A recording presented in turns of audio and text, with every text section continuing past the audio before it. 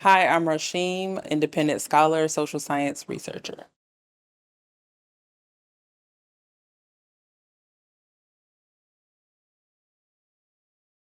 One of the ways in which, of course, I became interested is through my own actual experience. One, my mother, being a welfare recipient and a mother of five children, also seeing her work so hard.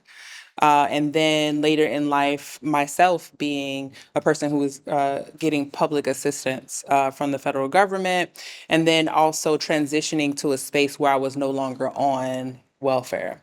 I think so often we see so much information about the statistics of Black women who are receiving public assistance, but very little is known about the women who go beyond the poverty threshold and exactly how they do it. Some of the reason that may be the case is because once folks are off welfare, there's such stigma with it that perhaps folks don't necessarily want to have that conversation or even talk about it or reference that at one point they were on welfare. But I figured and feel like if it is a solution, the solution will be in speaking with Black women who at one point was in poverty and then reached beyond the poverty threshold.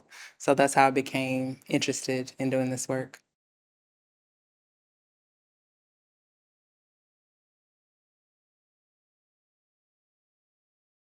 So, in order to have a conversation around how Black women have traditionally been treated as mothers, we have to first look at how Black women have been just historically treated, let's say, in this country, right? As folks who were African, brought to this country, enslaved, they weren't really looked at as mothers. They were looked at as property. So any children that they would have would be a production, an addition then to the labor force. So as we were as a country, or the US as a country, was establishing, conceptualizing what it meant to be a mother, Black women were left out of that formulation of exactly what it meant to be a mother, what it looked like to be a mother. So we didn't have a frame for to even see them as mother. At most, Black women, if they were perceived as maternal, they would probably be more so perceived as what would be referred to as a mammy. And what that is they would be working, that would require them also working outside of their home, and not taking care of their children directly because those children weren't their property to begin with, weren't really theirs to begin with, but then taking care of the children of the owning class, right? And that was a function of Black women in this country. Now, then you have, if we go, let's speed jump several years and let's jump into 1960s, even more specifically 1965, and the creation, the writing of the Moynihan Report.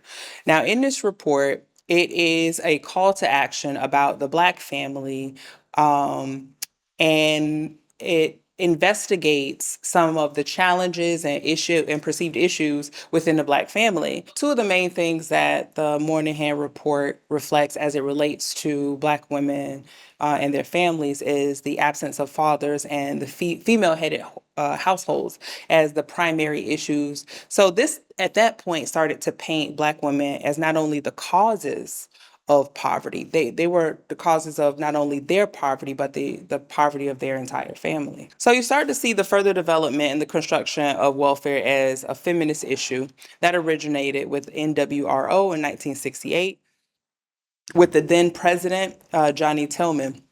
And one of the things that Tillman was able to identify was that the way that we engage with welfare and how we looked at it, specifically as it relates to women, was that what it actually reflected was public anxieties about all women's preference for economic independence, their preference for personal autonomy and social justice.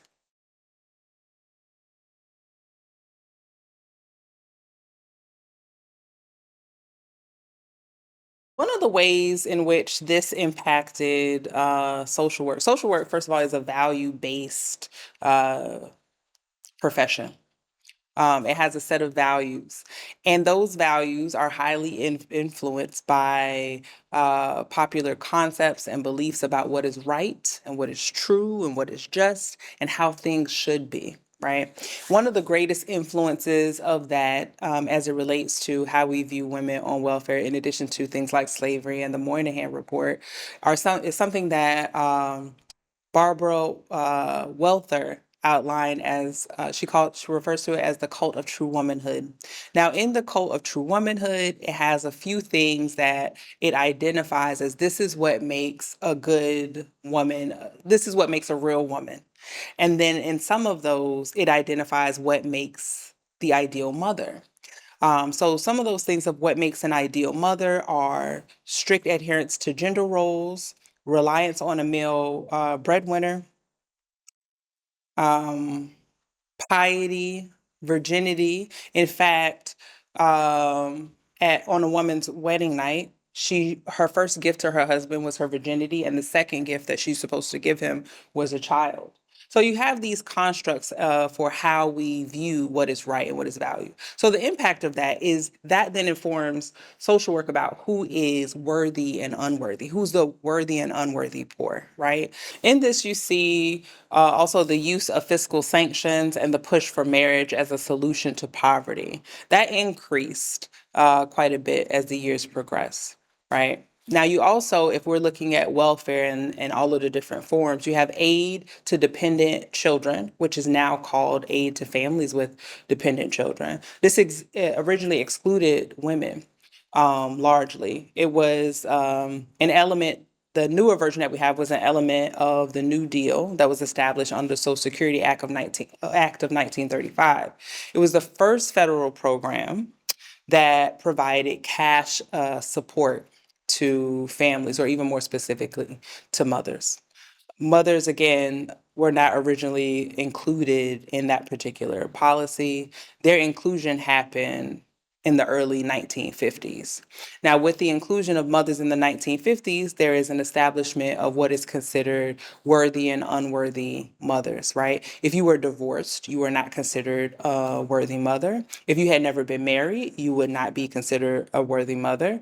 Worthy mothers were folks who may have been widowed, so you get things like a widow's pension. And even though that was a federal program, local organizations, local programming had free reign in terms of like how they implement it. So that gives them all the freedom that they need to exclude Black mothers quite easily. So then you start to see drumming up in the media the portrayal of bad mothers emanating from slavery that became part of the assumptions that kind of undergird the implementation of certain aspects of the New Deal programming and social work policies. So as the state was seeking to regulate maternal behavior, because now you see Black mothers, they are no longer, the children that they produce are no longer seen as like part of the economic labor force. You start to see stronger sanctions, higher interest in reducing the number of Black and brown children born. In the 1980s and 1990s, there was a very strong push to portray Black women as unworthy citizens, strip them of entitlements by blaming African American women for, again, both creating their own poverty and that of their entire communities.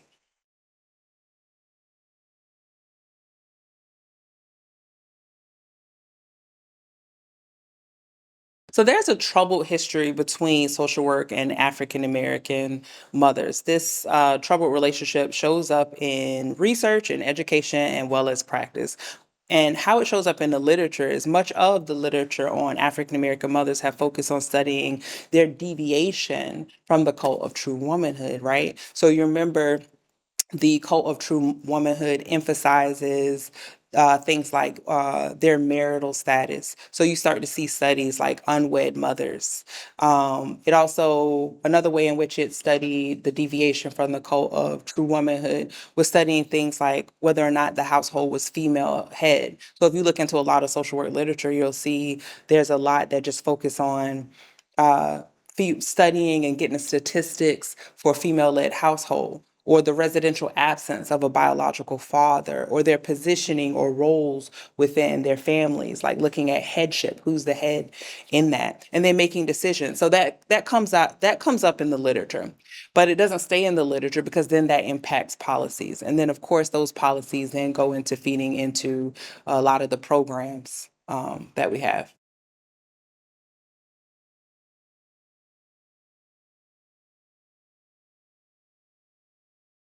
Sometime later, you have the Personal Responsibility and Work Opportunity Reconciliation Act. It's very wordy. That was a law in 1996, signed into law by President Clinton. Now, this marked a significant turning point in U.S. social policy targeting women's work behavior, right? So rather than addressing the structural issues that contributed to the conditions of Black women and why they were in poverty, very true to its name, it emphasized personal responsibility. What is it? Personal responsibility and work were a key aspect of it, right? And this personal responsibility was supposed to be the cause and the cure to all poverty. One of the ways in which it changed things was participation in employment programs were then mandatory in order to receive support. It didn't matter if you had 4 or 5 children and you didn't have child care support for them. It was a requirement for you to go to work. It had very strict work requirements. It also gave states a lot more control and increased the roles of non-government sectors in the implementation of how this was carried out. Now, birthed out of PRWORA was Temporary Aid to Needy Families, or TANF. That began to actually replace AFDC and was designed with the intentions of moving participants from welfare to the workforce very quickly.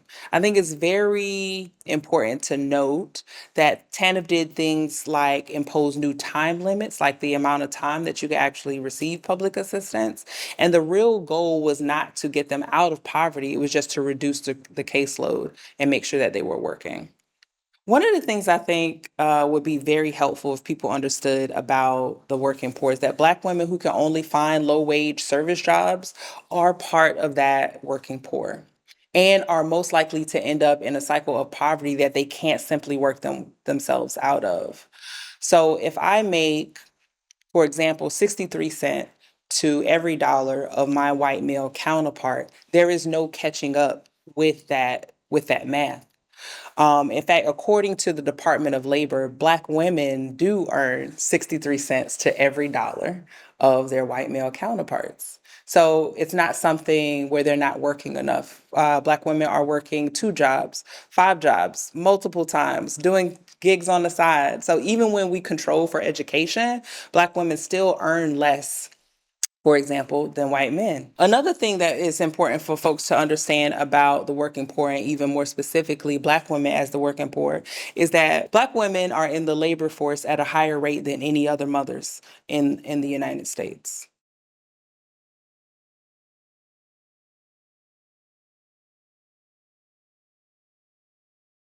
One of the things I think the US gets wrong about Black women and welfare is that they aren't working hard enough. I also think that there's a particular focus on personal responsibility and not enough attention played to the structural barriers and conditions that generate and create poverty.